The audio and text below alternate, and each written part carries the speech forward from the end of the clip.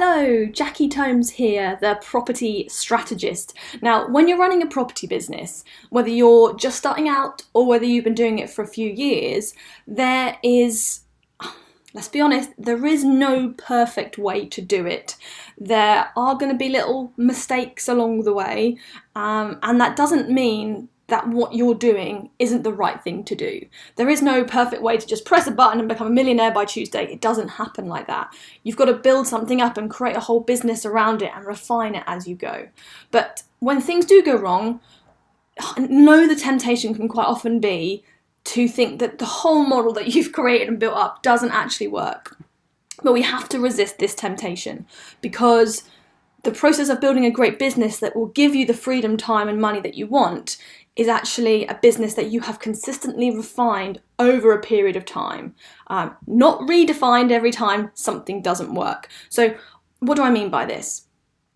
Well, my vision when I started a property business was not to create myself another job. I already had a job, I didn't want a job, I wanted to have the freedom to be able to travel, visit family, to do other fun stuff alongside having a business. So every time we did a refurb, we'd systemize the process a little bit more so that I could remove myself more and more from the process of actually visiting the property.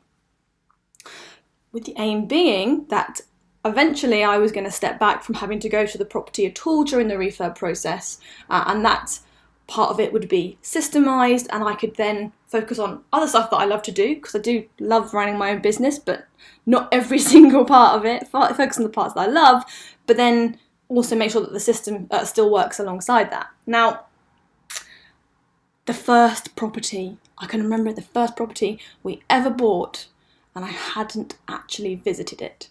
And the refurb happened, all happy days. I was getting photo updates sent to me of, what was happening, what the problems were, and we were solving it all remotely, so I didn't actually need to be there. And the finished product was beautiful. It was a totally beautiful flat, pretty much the nicest on the rental market in the area, probably not the nicest on the rental market in the area. Looked fantastic. First potential tenant that came to view it, loved it, went for it and paid top whack, top rent, way above the average for the area, because it was a stunning flat. So, brilliant, high fives all around, nailed it, living the dream. And then, then the tenant moved in.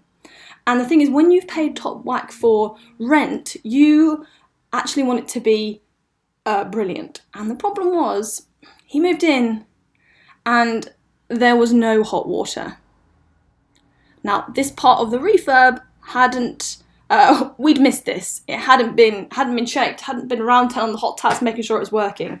And an initial reaction could have been, because obviously the tenant was pretty hacked off with us, understandably, the reaction could have been, well, you know what, doesn't frickin' work when you don't go checking on the properties. You need to do everything yourself, and kind of take several steps back, thinking the whole thing doesn't work. But actually that's not the way to do it. Really, the next step, and this is what we always do now, it was always like, well, what's gone wrong and what's the process that we can do next time to fix this? So our solution to this problem, to make sure it doesn't happen again, because hey, it's all right when there's a problem, or it's all right when something goes wrong, but it's not all right when it happens twice.